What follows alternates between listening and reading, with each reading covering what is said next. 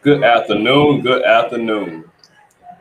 This is Travis Evans here, and this show is called Against All Odds. And this to bring to light the situations and the perils that we face who are disabled in this country.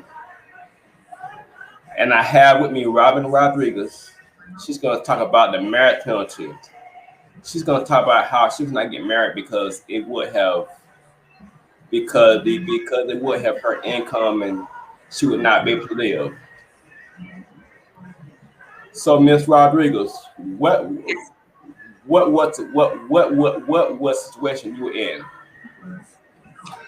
Well, the situation was that my at that time boyfriend fiance,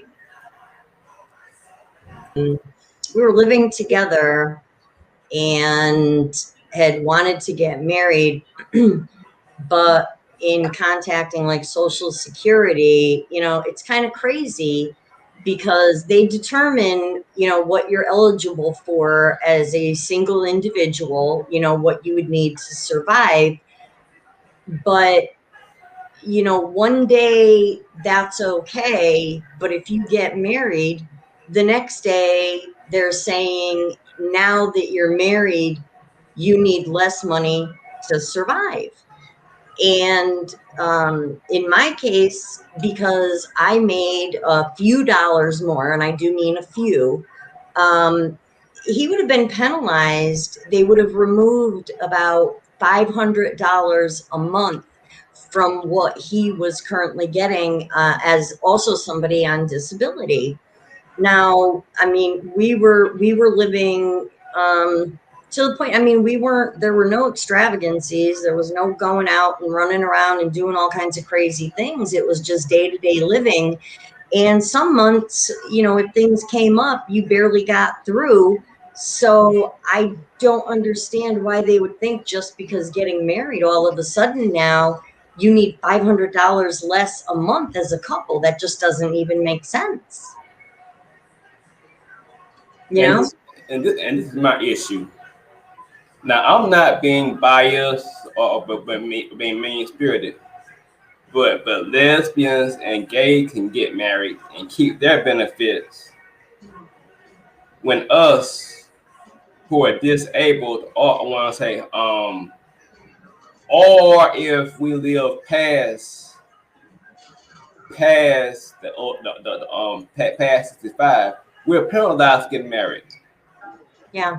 I mean, and that's not something you shouldn't have to feel that, when you're trying to make a life decision and you want to be with somebody, what it's going to do to your finances should not be a factor in whether or not you feel you can get married, that it should deter you. That's just not even fair.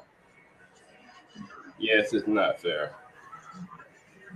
because I have several friends who got married and they've had to divorce to actually live their life. Mhm. They got married and when saying and they could pay their bills, and when they got married, the money went down, Yeah, and when I say and to me that's an attack on the family too. It's an absolutely. attack on the family Yeah. because it's causing some of us to not live by God's way. Yeah. It's hard, and it shouldn't be a decision in that kind of a choice. That money should not be a factor when you're thinking about, somebody you want to spend your life with. That shouldn't be like, oh, but if we do that, if something happens, or like in my circumstances, he had gotten very ill and passed away. um, and in the process of that, living expenses increased a lot because of special needs that had to be met that the insurance would not cover. And so, I mean, I guess in a way, we were kind of lucky that, we ended up not getting married, because I really don't know what we would have done if we'd had that much less in our income.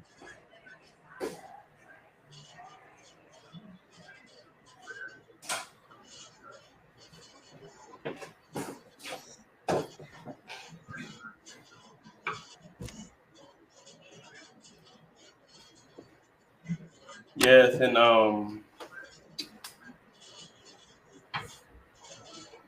and what do you think should be done about this issue? What?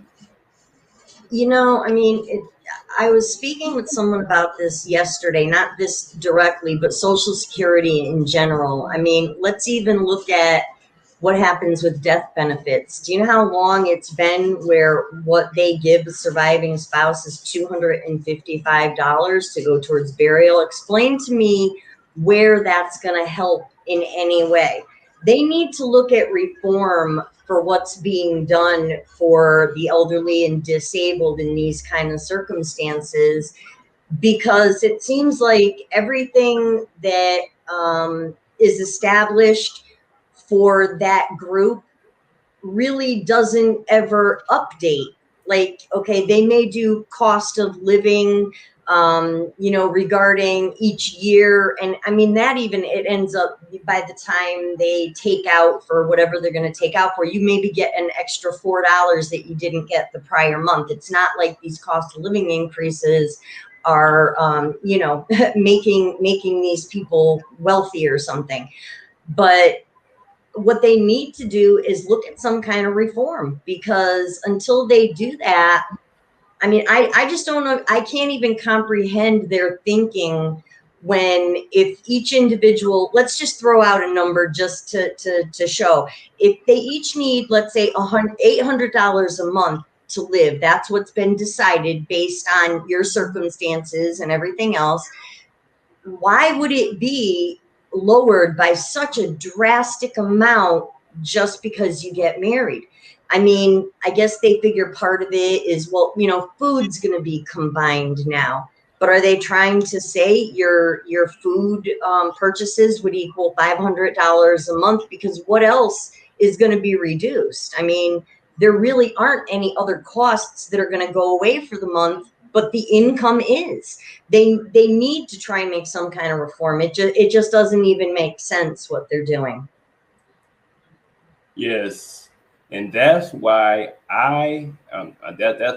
we need to come together like the gay and lesbian group did.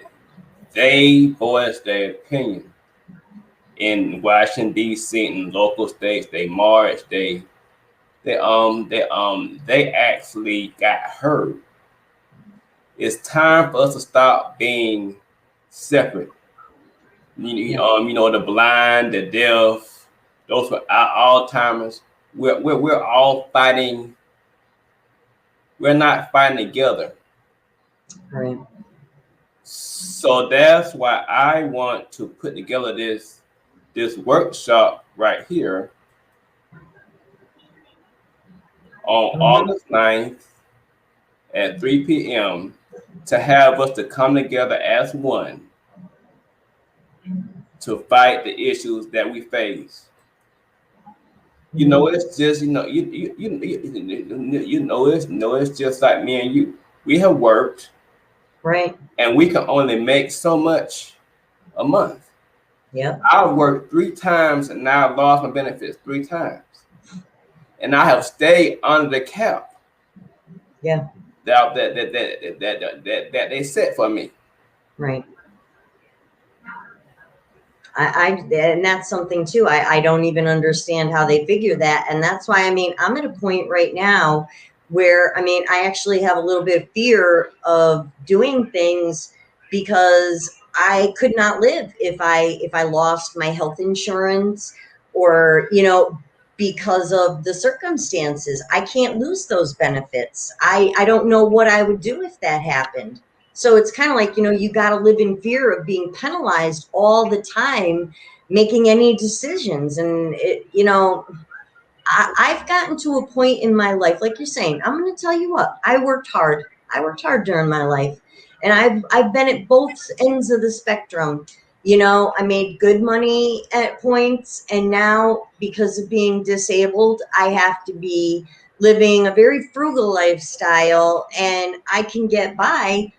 But sure, I would love to be able to do things a little differently. I'd love to be able to maybe go out sometime to somewhere nice and have a dinner, or, you know, enjoy something for a day, but I'm always penny pinching.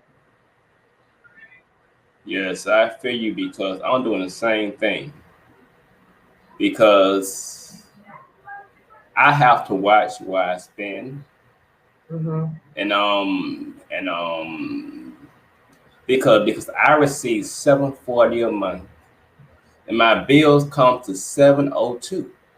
Mm, So that leaves me with what's left over to do anything. If right. something happens where I got to spend $100, $50, or Yep. $2, my account goes into the red. Yep. Yep. And it's that way for a lot of people. I mean, thankfully, I'm not under, you know, this harsh of circumstances, but there are plenty of people that are being put into a position where they have to decide, am I going to get my medications this month that I need, or am I going to get food? And it's horrible to make those decisions. And like I said, even like for a relationship, you should not have to decide how you're going to live your life relationship wise based on your income. That's just, nobody else has to live that way. They have their choice. If they want to get married, they don't get penalized. People don't take their income away. It's only our specific group of individuals, and we're the ones that need it the most right now. Yes, and I may get and I may get raw beef in this, but this is my belief. My belief is that the government needs us to Hmm. be at the lower end Yeah. because all of us got off of welfare, all of us got off of food stamps. That office would close down. They would not have anyone working. Yeah. They would not have anyone working in that office. They would lose jobs. That's the one that Absolutely. I have come to that conclusion. That's why things are where they are. They're that way to keep us down. Right. So that they can have jobs for themselves. Right. I mean, it gives them That's job what I believe. security. That's what I believe in and want to say and want to say. And I may get in. I don't care because I'm telling the truth. I'm telling the truth. Yeah. No, I mean, it's very true. I mean, um, they they do. It seems as though they like to hold people at a certain level and not be able to progress and do better for themselves, because there would truly be less need for them, and that would maybe eliminate positions working in a, you know, a state job where, I'm not saying they're millionaires, but they do receive a decent income for what they're doing, and they want to stay in that position. Absolutely. Yes. So on August 9th at 3 o'clock, I would like for you to join me and others to discuss what we can do to rectify the situation. Because the Constitution says life, liberty, and when I say and the pursuit of happiness. Mhm. Well, we don't have that. Right. It also says all men are equal. All men, but when I say but the laws that they got out there, they're not saying it about us. No. They're when I say we not tell you something. We not tell you something. The ADA has is out to get jobs, like to get houses, get cars, like that. But we have a long way to go. We have a Mhm. long way to go to actually get where we are self-sufficient to actually get where we can.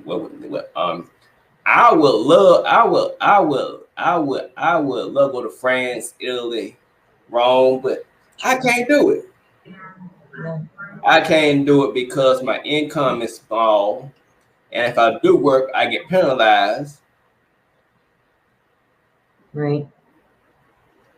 Yeah, it's a crazy system, and like I said, me myself, I would be in fear if my income went too high that I would lose some very important benefits that I need. I have many medical conditions that I need to be able to see doctors, some specialists on a regular basis, have medications, and if I were to lose that, I would be in such trouble. I mean, I have a friend currently that has serious medical conditions, and like you had stated before, is one of those individuals that has even tossed around the idea of having to divorce in order to be able to receive benefits that they should be entitled to, that they're not currently receiving some medical treatment because they're unable to meet the costs, and people should not have to live that way. Yes, it's so true. So we want to bring that issue to the forefront because I talked to several people about that, and they said I had no clue. I had no clue that I had no clue that what I had no clue that I had no clue that I that a lot of Americans don't have no clue about the issue. Right. So this show is to bring to the forefront the issues that we face. And if you're out there, if you have a family member who's disabled, who knows? You can have an accident today and lose your legs and arms and become disabled, and you'll be facing the same plight that we're facing. As we get older, our bodies break down, knees, elbows, muscles. We're gonna get in that category of disabled. Yeah. So it behooves us to make sure that our rights are there when and if that happens. When if that happens. Yeah. I mean, currently, any discussion that you ever hear regarding this particular group of individuals is, I mean, usually people being scared out of their wits because they're talking about taking away Social Security benefits and things like that. And it's never a conversation about trying to improve the way individuals are living. Like I said, it seems like, I don't know, it feels like people think that, you know, you've got it made. You're set if you're in this position. You don't have to work anymore. You have your insurance provided. It's not an enjoyable life. I mean, where I'm at currently, the living conditions, I am so thankful for what I have. But in my mind, this should be a stepping stone and not a final destination. And with the income that I have, saving money to try and improve those circumstances is next to impossible. You're just trying to survive every month and pray you have a little bit of extra in case you do have an unexpected event happen where you need a little bit of money. So what you're saying is true. It's like you're being held back. You're being held right where you are rather than making this a stepping stone. They're trying to hold it to you as a final destination. And I know this isn't the destination for me. Yes, I feel the exact same way. And when I say, and that forces a lot of us to work under the table. Right, and pray you don't get caught. You're gonna say to work where we don't get the 401ks and things like that. Yeah. It forces us to break the law. Right. And one of the things, I hate to interrupt you, but one of the things a lot of people don't even understand, if you have a life insurance policy and it is a whole life insurance policy, it's like you're penalized for that as well. You try and prepare for what's the inevitable, and they also consider that part of your income because you have the ability to draw against it at a certain point once you've held that policy long enough.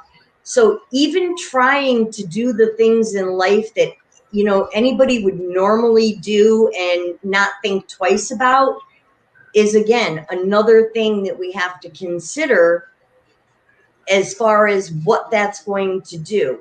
That would actually increase my rent. If I had a whole life insurance policy, they would consider that money that I have because potentially I could have access to it and borrow against it. So, I mean, it seems like you get penalized no matter what you try and do, which is another reason why many individuals in this circumstance end up passing away, leaving their families responsible for what's going to happen, because doing what they feel is right is going to penalize them at the moment. Yes. And we just want to bring this issue to the forefront for you to know what's going on. We are people too. We want to live our lives. We want cars, houses, to be married. We want to go on trips. But a lot of us can't because we're penalized for something that happened to us beyond our control. Again, I'll say lesbian and gay, they can get married, keep their benefits, they can get jobs, do all that right there.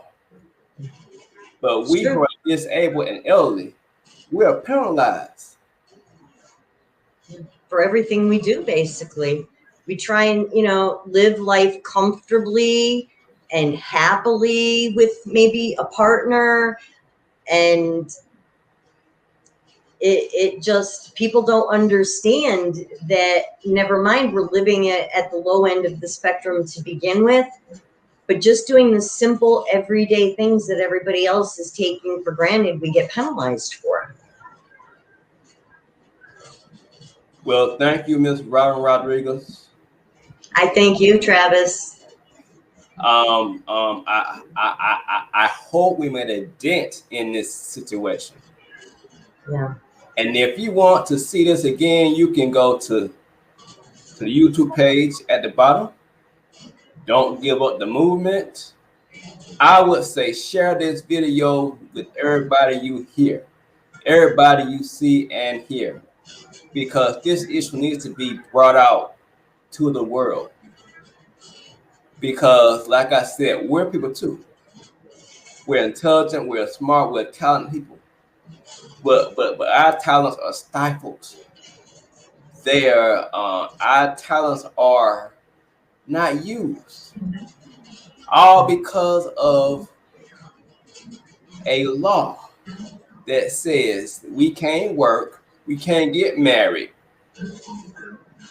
Just think about how much talent the world's missing.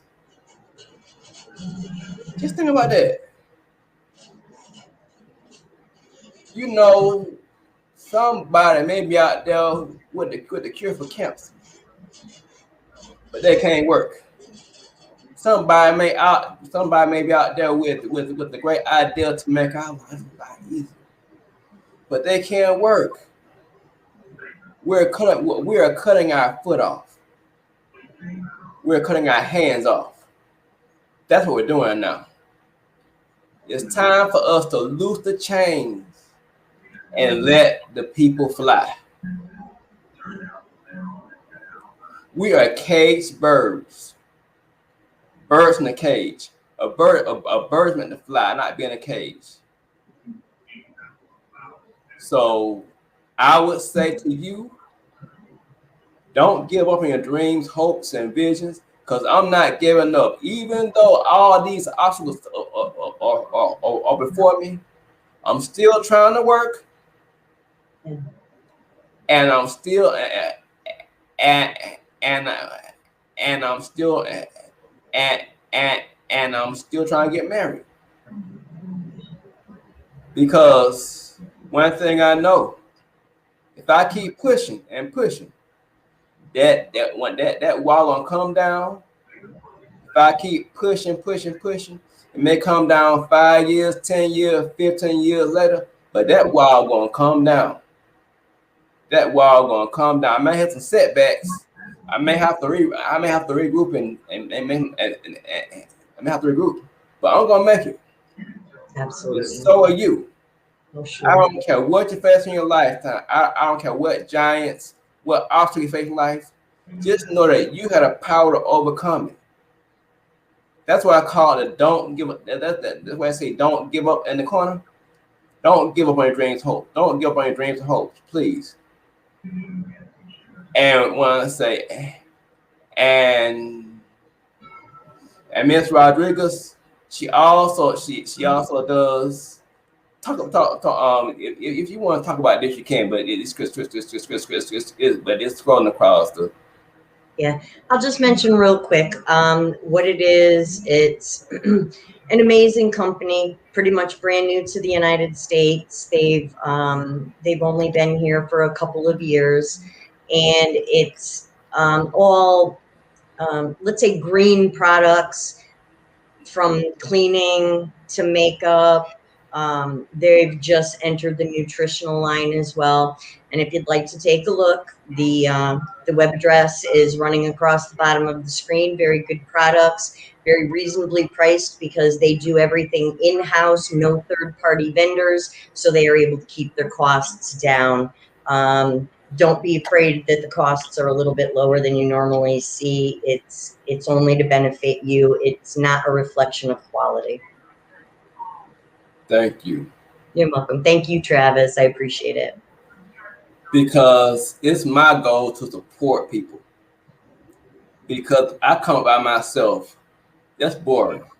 But if I come, but if 5 or 6, but it's 5 or 6 we come with them, I have someone to talk to while I'm coming up.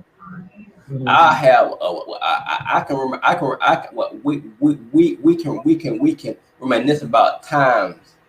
When I say and it's my goal to support others. That's my goal in life. Yeah. So thank you, Ms. Rodriguez, and have a great day. Thank you, Travis. I enjoyed it, and I'm going to look forward to the coming meeting where things are going to be discussed. Hopefully, we can get some changes. Yes.